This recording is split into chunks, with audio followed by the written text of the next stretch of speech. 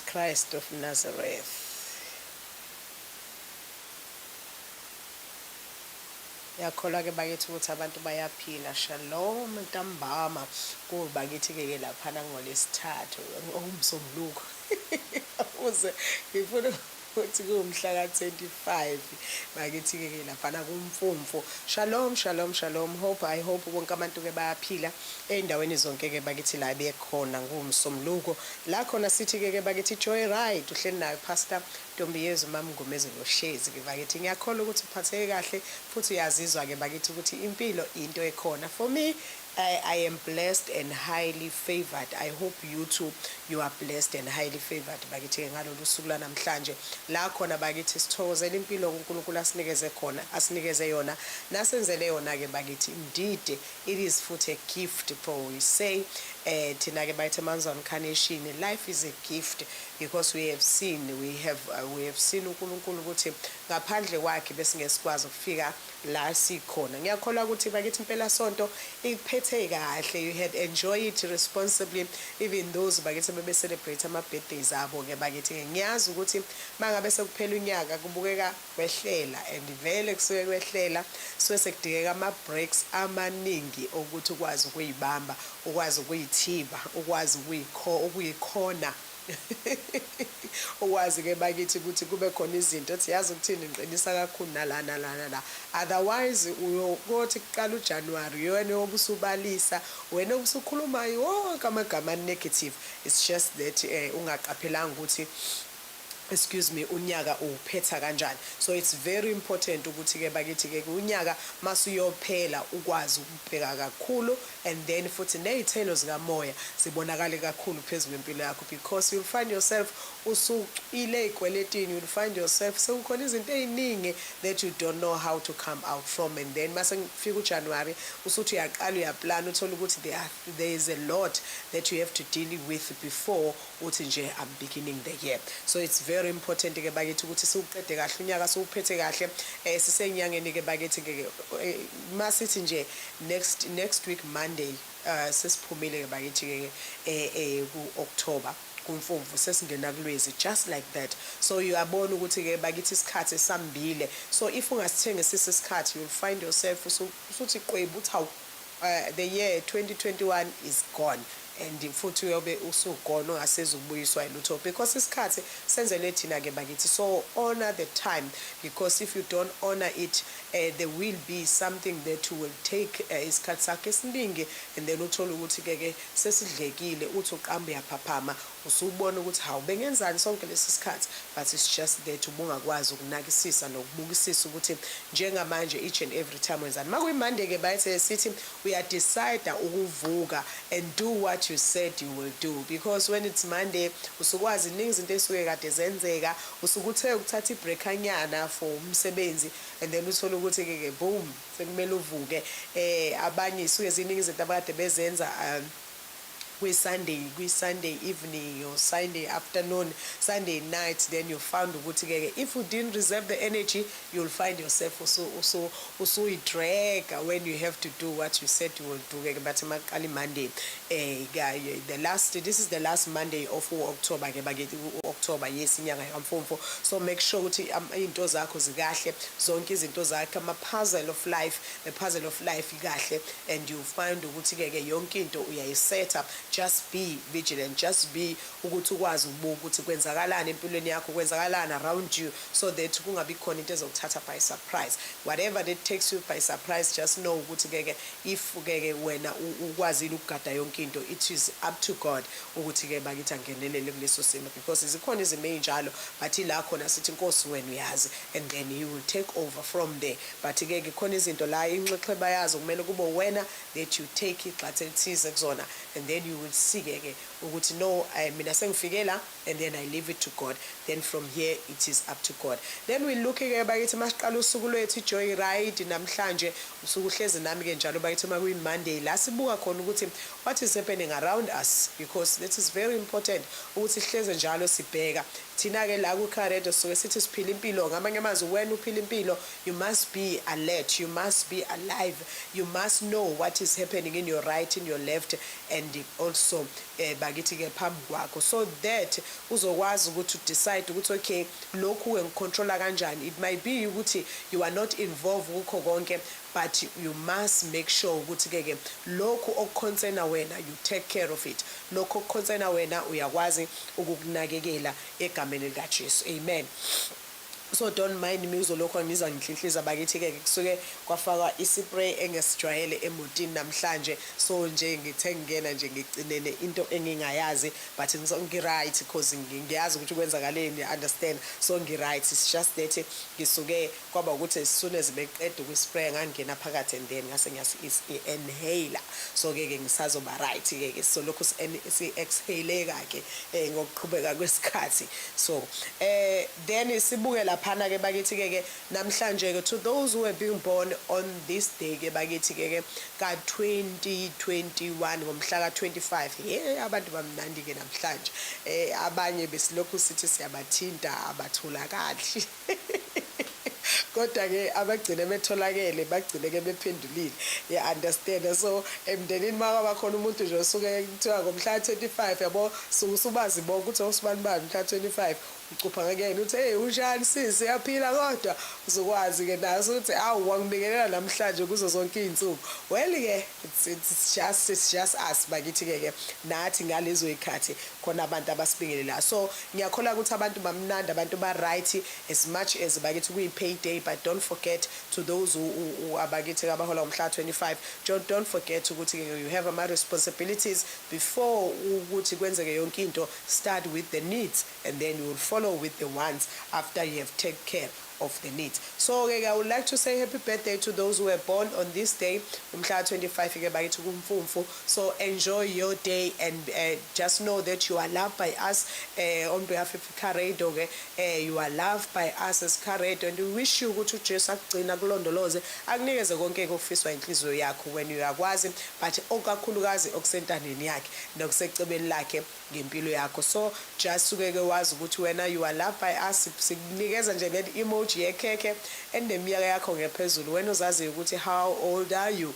So that cake ke bakithi as well as emoji ye champagne and the emoji ye glass ke just enjoy and know that you are loved by us, and then sikufisela konke okuhle. If kukhona even nakuwe emndenini wherever indlela related ngayo nomuntu ozalwayo, kukhona umuntu ozalwayo namhlanje, mthumele ke bakithi that message azizwe feel special, azifile yabona ukuthi indeed lolu suku yazi ngafikela for a reason. So just msendele that message bakithi emshoyo ukuthi nje niyamthanda and umfisela izinto ezinhle, yabona nje just those words that just nje lawo mazi azobe suka enhlizweni yakho eyakuyena azomenza ukuthi nje azizwe special, azizwe balele ke bakithi kulolu suku, just ke ukuthi umwishele ke egameni lika Jesu azizwe emnandi. So nabo bonke sesiyawudlavala ke bakithi, ngiyambona nje lapho Sithabile Mdunge ingane kathisha wami ke bakithi shalom Sithabile, hey ubaba wakho ayengishaya kodwa it's fine, angisenaqhubu sengimthethelele, it's fine.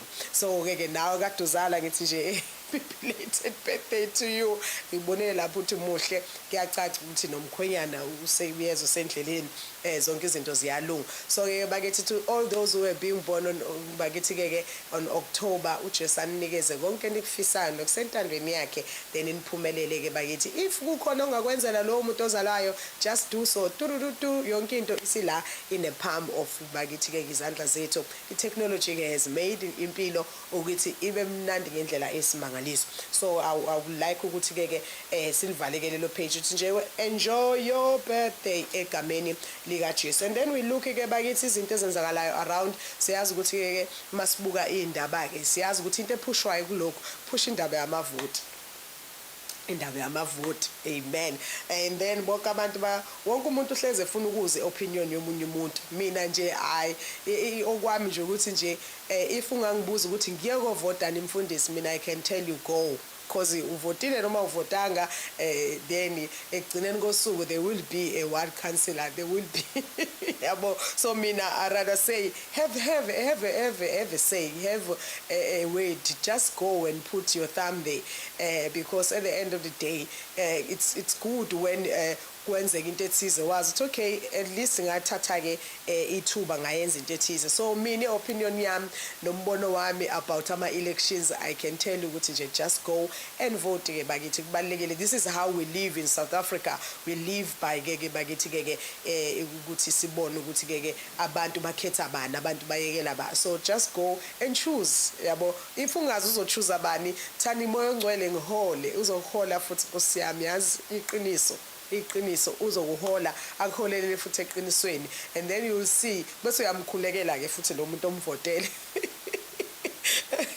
Yazi ngathi ngizomunye umuntu athi ha kade futhi umsebenzi wami yes it is our call ukuthi for those ke bakithi abasuke besiphethe it is for us to pray for them. So nawe ke lo mchuzile if umoya ongcwele ekholele kuyena shouthi uyazi ukuthi ke uzomthwala ngomkhuleko, uyazi futhi ukuthi uzokwenzani empilweni yakho. So njengoba kubukeka indaba ama-elections on the 1st siyazi ukuthi baningi abantu abaphoxekile baphoxwa ke bakithi amakhansela athize or inhlangano ezithize abayivotelile before. I cannot go enhlanganweni but mina ngiyazazi ukuthi ngima ngiyovota ngizovotela bani, but nawe ke just choose, just be umuntu ongasabi ukuthi yazi ukuthini okay last time I choose this one and this time I choose this one. Khona into engangayishare kancane kodwa ke isurvey yami yagcina lapho nje ekuthenini ena when you don't vote they count your last vote. So akekho wakhuluma okunye. So isurvey yami yahamba lapho ukuthi when you don't vote they take your last vote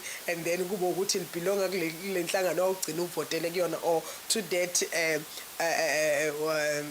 yes ngisho kanjalo nje ligcina libelonga lapho. So nami ngangiyisurveyela nje then kubantu abahlukeneyo then I end up finding that so kuyafana ukungavoti kwakho then just know ukuthi your previous vote will be used. They say so. I don't know. I don't have a solid evidence about that, but they say so. Abantu bayakhuluma sometimes izinto ezikhulunywa ngabantu uyayibuka ukuthi okay yindaba usibanibani akhuluma into eyodwa and then uthola ukuthi ke yabo then ke asazi ke kodwa ngigcineni. But mina kodwa umhla wani I don't wanna lie to you. I'm going to vote. I'm going to choose nje ukuthi hey mina ke kubo konke ke lokho sekwenzekile ke kuyo yonke into ke ngikhala ngayo ke bakithi because vele wonke umuntu uyakhala but ekugcineni kosuku selifikile kusuku and ungavumeli ukudayiswa abanye bethi abayi kovota uyabe usuyabona izithupha zabo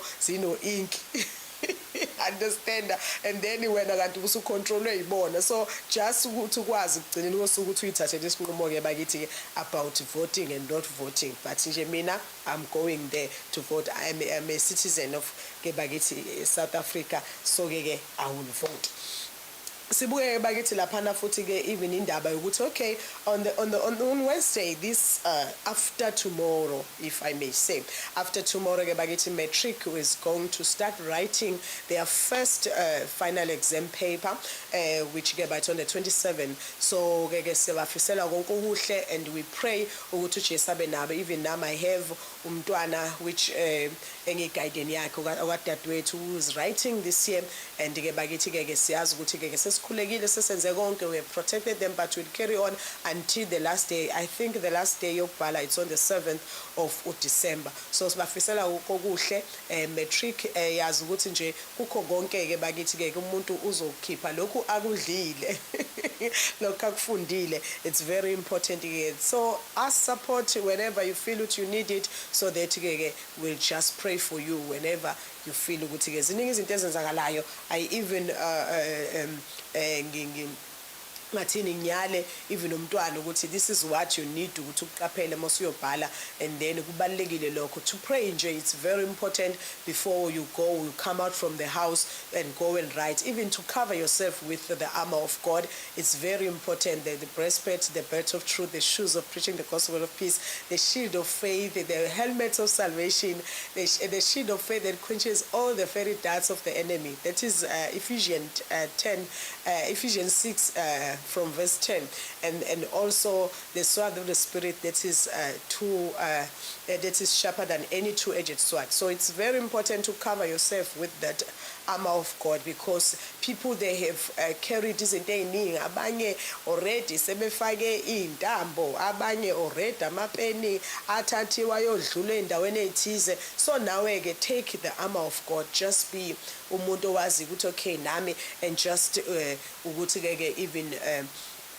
ungcwelise ngegazi likaJesu, and then just be ready and go there and relax and write, just ukuthi izulu libe nawe, libe nani nonke when you are going to exam room. And then kungabi khona lutho elizokwenzeka, nikwazi ukubhala egameni likaJesu, kungabi khona lutho ezodisturb. So sinifisela konke okuhle matric 2021, class of 2021 akuhambe kahle yonke into, and just know ukuthi ke uNkulunkulu nani, and futhi uzoniphumelelisa, and ningatatazeliswa ilutho, but just relax and just do what ke bakithi okufundile during the year. And we know even ukuthi isikhathi besinjani, but well ke nina benikwazi ukuthi ke as much as indlela okufunda ngayo bekushintshana, uthi week maybe kudlula isonto before, but nina benifunda all the days ke. So siyamkhona uNkulunkulu ukuthi nizophasa egameni likaJesu.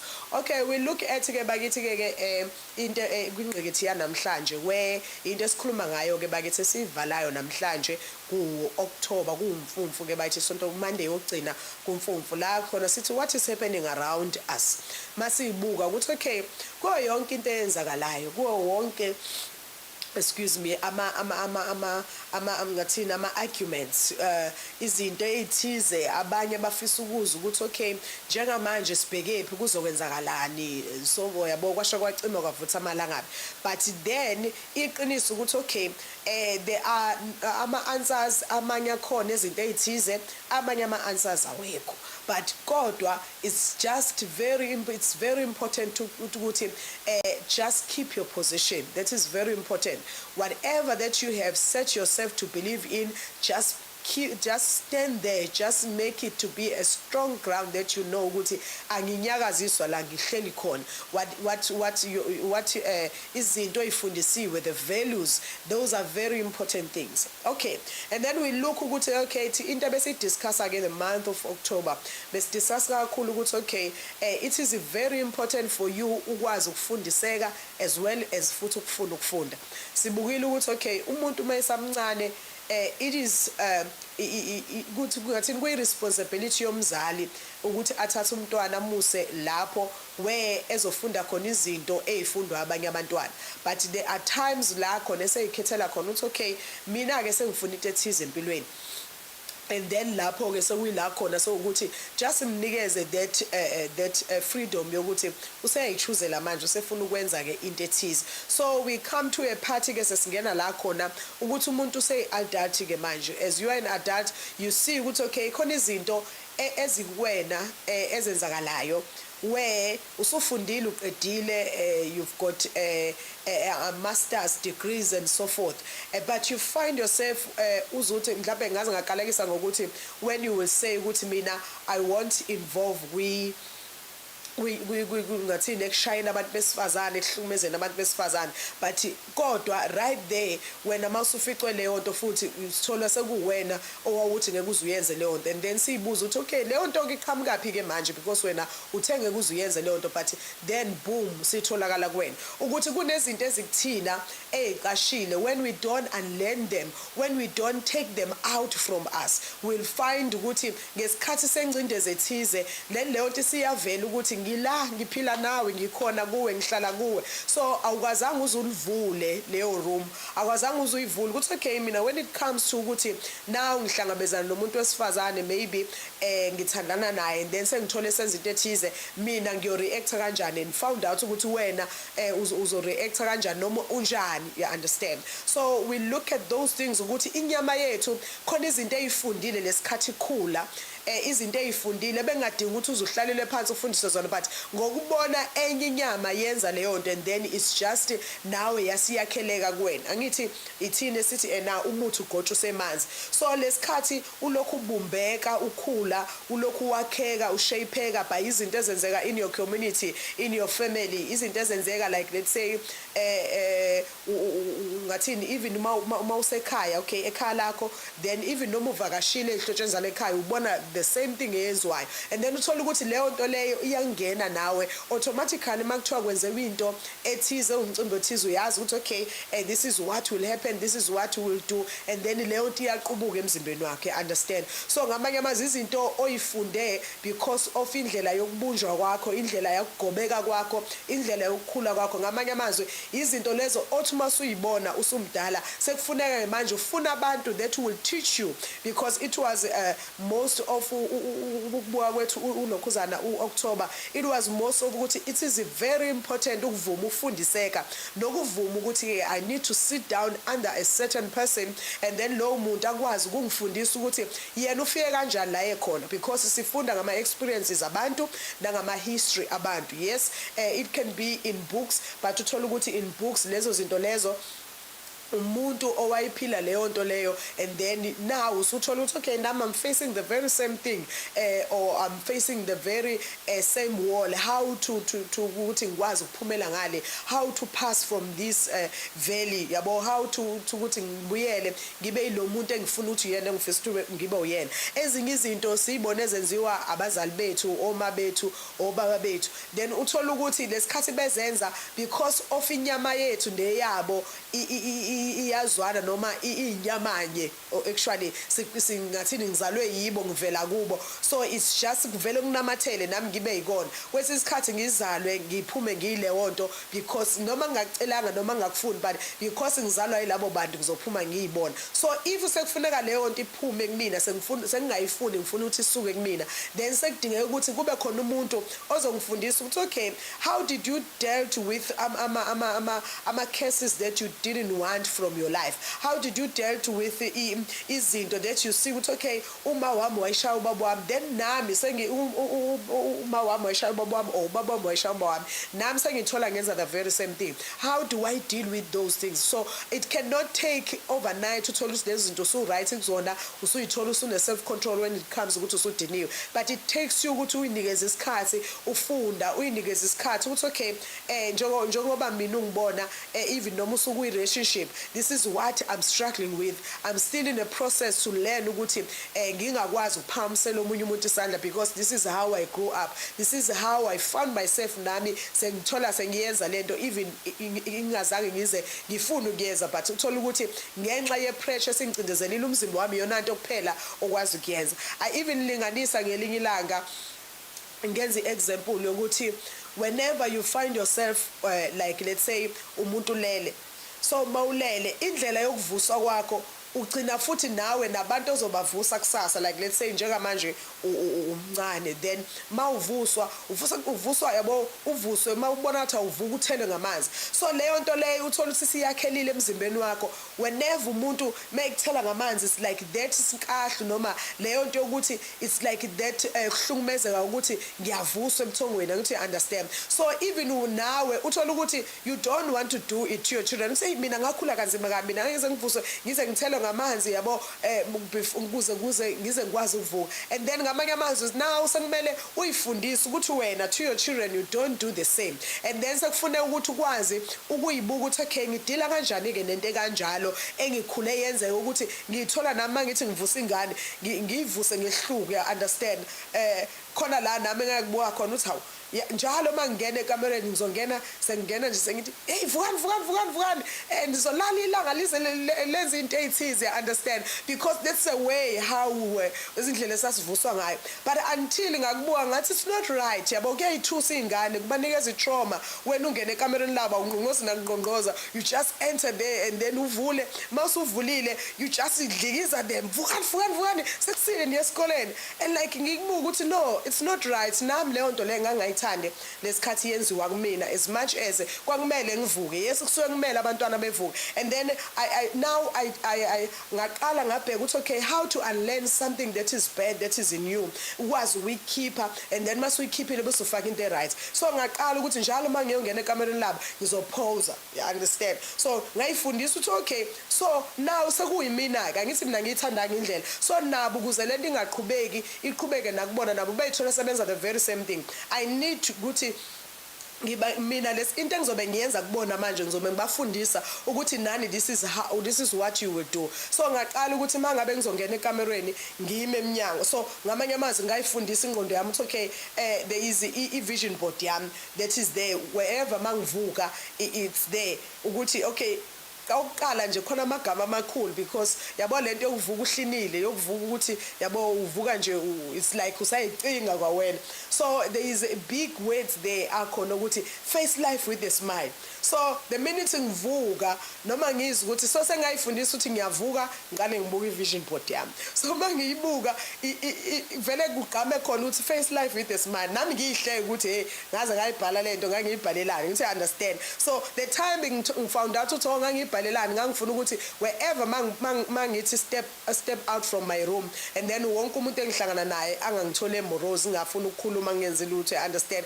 so ngafuna ukuyifundisa into entsha nokuthi omunye umuntu ngeke aze acabanga ukuthi hey ngisanda kuvuka or something uzovela abona ukuthi nje hey Usman manje uthi uphuphe kambe Usman manje uthi nje akangifuni and then ngakufunda ukuthi even ngisho ngekamereni labantwana angisangeni nje ngivele ngene ngesankahla uthi sebeyathuka hey vukani then ngayifundisa okay mangena ngizoma and then obviously lesikhathi kade ngibuka ivision board yami ithi face life with a smile and then mangivuka sengiyazi ukuthi ngekamereni labo ngiyobavusa or ngiyabamemeza so ngizommemeza mangiza ngimmemeze with a soft voice ngayifundisa ukuthi I will not shout understand because thina sikhule kanjalo kuthi hey vukani anibonthi kusile like besilele asiboni vele ukuthi kusile you understand and then mangifika ngizofika ngivule and then mangivula I will just go straight angithi yabona ukuthi lesikhathi usuvulile if abantwana kukhona nalo ongamele avuke ngaleso sikhathi automatically nawe usevukile because indlela ongene ngayo sekuze kuvuka nomuntu orong ongamele alungisele ukuyesikole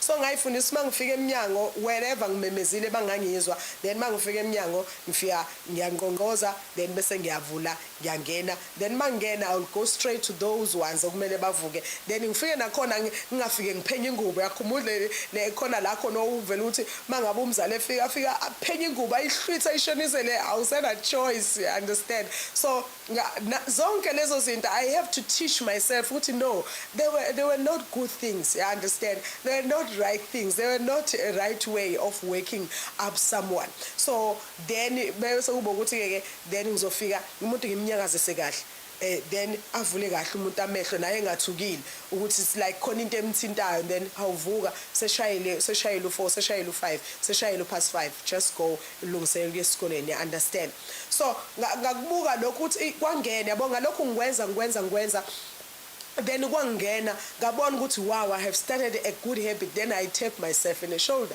ukuthi yeah I have teach myself to unlearn something engekho right so wonke umuntu kwesikhathi ukubona ukuthi mangabe ufika umuntu umvusa kanje it's like umbrushelana umuntu you understand but it's just something that it was not easy nakumina ukuthi iphume kodwa ngiyifundisile ukuthi igcine isiphuma nokuthi igcine siyabe ziningi ezinye izinto engakayimasterish nengakayifundi engisayifundisa zona nengisakwazi ukuthi ngiyibone so okay I'm growing I'm learning so ukufundiseka nokuthi uyifundise when it's very important when usumdala and then when you are young it's just for you ukuthi ke ukwazi ukusubmita and then ukwazi ukufundiseka and then that linked also ekuthenini it is very important for you ukuthi ube nabantu abangaphezulu kwakho that ozosubmita kubona abantu abangaphezulu kwakho that will prune you abantu abangaphezulu kwakho that will teach you on bazokwenza ubuka izinto in a bigger picture because kuyenze ukuthi wena when you see in your level izinto ezithize uyibuka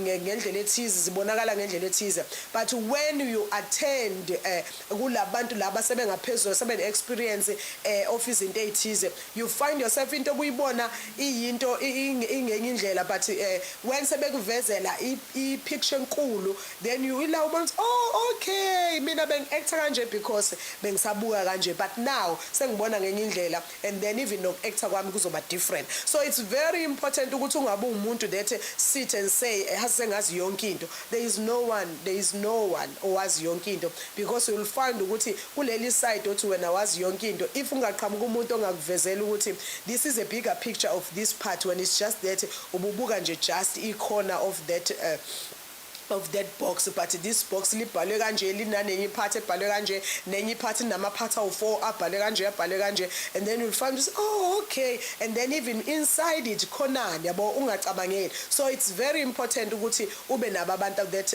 abangaphezu kwakho thekela kubo ulwazi nabakunikeza indlela zokuthi wakhe kanjani, uphile kanjani, uphume kanjani ezintweni ezithize. Those people, they help us, they shape us, they prune us, they even take out pride lento ukuthi umuntu ayitshela ukuthi uyazi bese yakhukhumala, but you will find ukuthi ke hey bengazi ingxenyene encane, then ukube bengazi ukube ngayinikeza isikhathi ngizosheshe ngiyazi into ethize. Uthola usekukhona isikhathi esidlekile, ukubona umuntu mayesefika entsindisweni athi hey ukube ngasheshe ngasindiswa ngisamncane, hey yeke isikhathi sami ngasichitha. So sometimes when uyitshela ukuthi uyazi, you find yourself ukuthi kunesikhathi esiningi esidlekile lokhu izabalazela wena, ulokhu uthi hey no angifuni omunye umuntu, I just know, and then uyithola usuthathe usudla isikhathi esiningi usafuna ukudiscover into ethize. Kanti if you just found out and just check ukuthi ubani ongangisiza entweni ethize, and then you will find okay, I must follow this person, I must learn from this person, let me go and buy books or download books of this certain person that speaks about these things that I want to grow on them. So it's very important when ufuna ukuba umuntu okhulayo nomuntu ophila kahle nabantu, because ayikho into emnanje ukuthi when you find yourself empilweni ukwazi ukuthi okay mina sengimasterishe yonke into ngami, and then whenever there is a second person, then sekuzokwenza ukuthi yena ke now sesizokwenza indlela ukuthi whenever masifuna ukuhambisana asivumelane ngezinto ezithize, because kuyiqiniso nangavumelana ngezinto ezithize nizoyithola futhi senihlukana ngeindlela. So it's very important ukuthi whenever usuyimasterishile, just know as well ukuthi masu include umuntu wesibili, cannot be ukuthi yena usefundile noma wayikhipha izinto ezithize empilweni. So kumele ukwazi ukumnikeza nayo ithuba lokuthi okay into ethize akakayimasterish noma akakayifundi or akakayifundiswa, so just give that person a time and tell, ngoba ku right futhi nanokuthi umuntu umtshela iqiniso ukuthi yazi ukuthini unenkinga u1 no 2 no 3. As much as sifuna ukuhambisana mina nawe, it can be any kind of relationship, it can be business wise or spouse wise or whatever. So you need to sit down nalo muntu ukwazi ukuthi excuse me nikwazi ukuyixoxa indaba, nikwazi ukubonisana ukuthi okay if usifuna ukuhambisana, let us deal no 1 no 2 no 3, so that thola umuntu ozokwazi ukukusiza when it comes to this thing egameni lika Jesu. So it's very important, and then we look at now and then ke ukuthi okay now sifike la khona ukuthi okay impilo ke isinikeza ukuthi all the time you must learn something. When we look at Timothy, First Timothy chapter, I think it's chapter 2 or something, chapter 4 verse 13. La ikhuluma khona ngokuthi ke till I come, just learn, teach, just take ifundiso, just teach as well. So ngamanye amazwi we need us ukuthi every time khona lenkungu efika ibe khona, whenever usuyitshela ukuthi uyazi uthola into ethize mawungasayisebenzisi noma ingasasebenzi njalo ilala ungwengwezi noma ilala uthuli. So ngamanye amazwi uzoyitshela ukuthi no into ethize ngiyayazi sengimasterishile. That's why uthola ukuthi ke which I have mentioned ukuthi uthola senginama seminars, kunama workshops, ngamanye amazwi kuvuselelwa lento le osuyazi, kuthathwa lento osuyazi izobekwa ibe relevant noma ibe useful even in a time esiphila kuyona noma isikhathi esiphila kusona. So ngamanye amazwi kwesinye isikhathi you'll sit there in your corner and think ukuthi hey mina ngiyazi into ethize, but you'll find ukuthi ayisekho relevant in a time esesiphila kusona. Sekufuneka uthole i-workshop, sekufuneka uthole seminars, sekufuneka uthole la khona ukuthi ukwazi ukuthi ibekwe to the now time, la khona ukuthi okay kulesi sikhathi into ethize sisebenza kanjani. That's why ulwazi lokhu njalo ludevelopa lokhu lukhula. so you need ukuthi all the time ukwazi ukuthi uhlezi umuntu that shape your mind by ulwazi, uvumele ukufundiswa, uvumele futhi ukufundiseka, uvumele futhi ukuthi as much as imizimba yethu it's very hard because izinto ezifundwe umzimba yethu ayiphumi nje just kalula kanjalo, sidinga uyinikeza isikhathi futhi ukwazi ukubona ukuqaphela ukuthi okay ngidila no 1 no 2 no 3 ngamanye amazwi mangidila nakho kumele ngiqaphele ukuthi usenyameni yami or into just ukuthi ngiyifunde nje kubanye abantu. Khona into that I even observe ukuthi into oyifunde kwabanye abantu ngisho ngabe kuthiwa umuntu unjani, character yakhe injani, ayinayo impact kangako yokuthi ingathini ihlale kangako kuwena, but into ifunde emndenini nento eyenzeke ngabantu abayigazi lakho yona iyakwazi ukuthi if ufuna ukudila nayo it just goes deep because ivele nayo deep because labantu bayigazi lakho. Kufana noma uthi uxabene nomuntu oyigazi lakho, uxabene nomuntu ozalo naye, ubone ukuthi uma uxabene nomngani because even abantu baze bathathe lokho, uma uxabene nomngani it's easy just to say mngani wami asixolelane, but why it takes time if kuyi family member, why it takes time if kuumuntu ohlobene nayo ngegazi? It means ukuthi vese izinto esuke zenzeka ziya deep because vele uyigazi lama, ngithi understand. So same thing applies mawusuka ifunda, once yenzeka kumuntu oyigazi lakho it's just so it's just go deep. So when you are a parent, when you are a guardian,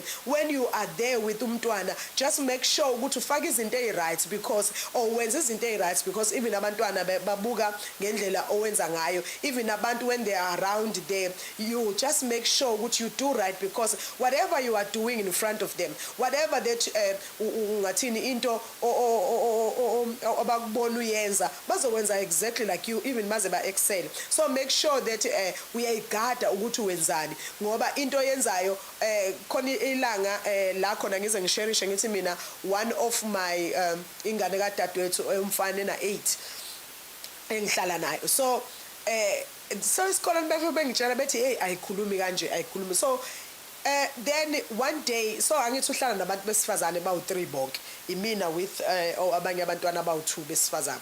So and then obviously endlini angithi uyazazi ingazi abafana ayikhulumi, but ngenxa ukuthi uhleli kwi-environment yabantu besifazane and siyakhuluma la endlini, masikhuluma uzasibuke kanje emehlweni even before. So ngamanye amazwi yonke into esiyikhulumayo iyangena, yonke into esiyenzayo iyangena, yabo ngize ngifune mina ukumfundisa ukuthi no wena ngoba umuntu wesilisa this is your place, yabo ngize ngibeka izinto ezithize ngithi because when umfana this is you, this is indongi, yabo ngithi the man of the house it does like this, imeli yenze kanje, imeli yenze kanje. So uthola ukuthi lapho ke because it is for him, so ngiyayishare that gap yokuthi ekugcineni kosuku wena you are a male, you understand. So and then umiss wakhe I think wayesenza ugrade R angitshela ukuthi yo ayikhulumi ingane yakho because imina wayehleze ngibona esikoleni, ngithi mina hawu ukhuluma uyakhuluma. So but engakamjwayeli mina ekhaya ukuthi uyakhuluma, and then one day mangifika esikoleni ngifika uyakhuluma ubusy ngamanye amazwi ukhuluma exactly into abasuke beyenza laba abawu2 abangamantombazana cishe balingane, bakhulume baze babamba nathi uyangizwa yabo ambamba ubuso afuna umbhekisa ngakuyena. So naye I just found myself ngiyomlanda esikoleni ngimile ngithi ngisafuna ukubona ukuthi wenzani mangabe kususesukela indimoto, and then uhleli phansi nomunye umngani wakhe bayaxoxa uyena futhi okhulumayo.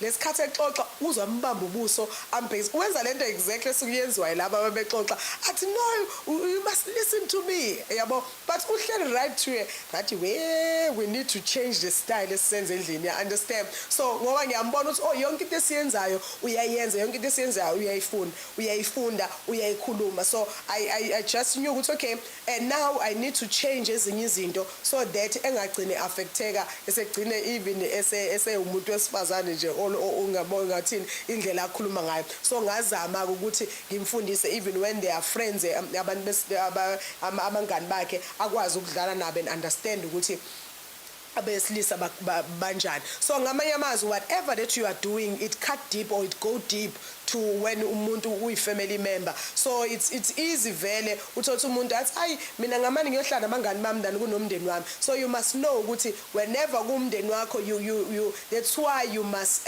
ukuthi ukwazi ukudila nazo izinto ngalendlela ukuthi because if ungadilanga nazo noma ungayapi sizobe isakhona kuwena uyoyithuka nawe usuzenza uyibuza ukuthi ngizenze kanjani because I didn't like the thing. It's just that it was done by your family members. So ingena kalula iziye ejuleni because it was done by them. So it's very important ukuthi uyifundise ukuthi whatever thing engiyithola njengokuthi umuntu athi mina ngimhlungumeza umuntu wesifazane but umthole umuntu futhi yena useyithola eseshayela umuntu wesifazane wamdubula wambulala naye uthothi useyidubula because naye ube surprise ukuthi lento ngiyenze kanjani. So ngamanye amazwi khona izinto ezisuke zikuthina singazi ukuthi zikuthina until sikwazi ukuthi siyibone ngelinye ilango la sesibhekene nencindezi. But before ukuthi kuze kufike incindezi kanjalo ke just open up ama shelves akhona empilweni yakho, just buka impilo yakho ukuthi injani. Just know even kwesinye isikhathi you don't need ukuthi uzuhlangane nesimo, just look at impilo yasekhaya lakho ukuthi okay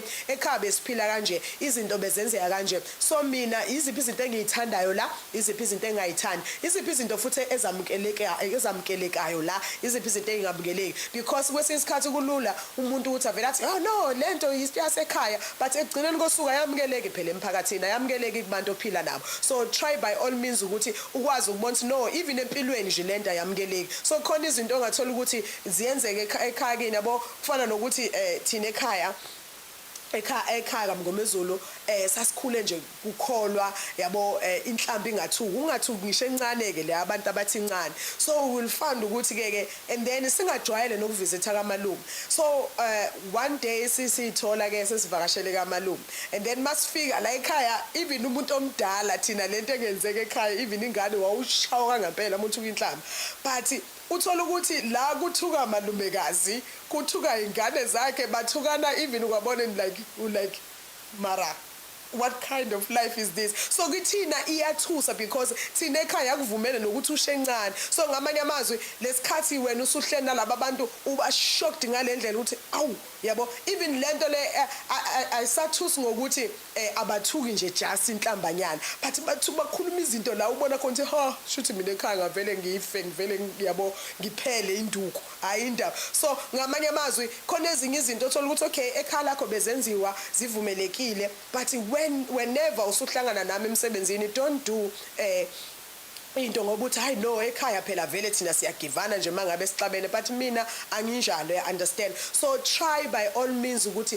ukwazi ukuthi okay lento le ayifanelekile why I have to ukuthi ngihlukumeze omunye umuntu ngoba ngithi mina indlela engikhule ngayo why kumele ukuthi omunye umuntu asafarishe ngoba ngithi mina no phela iyona into engiyaziyo can I not unlearn lento le ngoba ayivumelekile ayamukelekile. So try by all means ukuvumela ukufundiseka, try by all means ukuthi omunye umuntu methi into ethiza akayithandi uyibuka ukuthi even umuntu nje omunye noma ngabe imuphi ngeke azayithande lento not mina kuphela so not yena kuphela. So yiba umuntu okwaziyo ukuthi okay egcineni kosuku mangifuna ukuphila nabantu mangifuna ukuba umuntu ozofundisa abantu I must have things that I deal with in my life. I must have things that engikwazi ukuthi kungakonakali angikwazi ukuyipheka ngiyibuka ukuthi okay when it comes to ke mina ke ukuhlukumeza kwabantu besifazane ukuhlunyezwa kwabantu besifazane nginjani and then mawuyibuka uzokwazi ukubona okay this is what happened ekhaya so I have to deal nento nalento then uthola abantu ke ukuthi okay if ubona ukuthi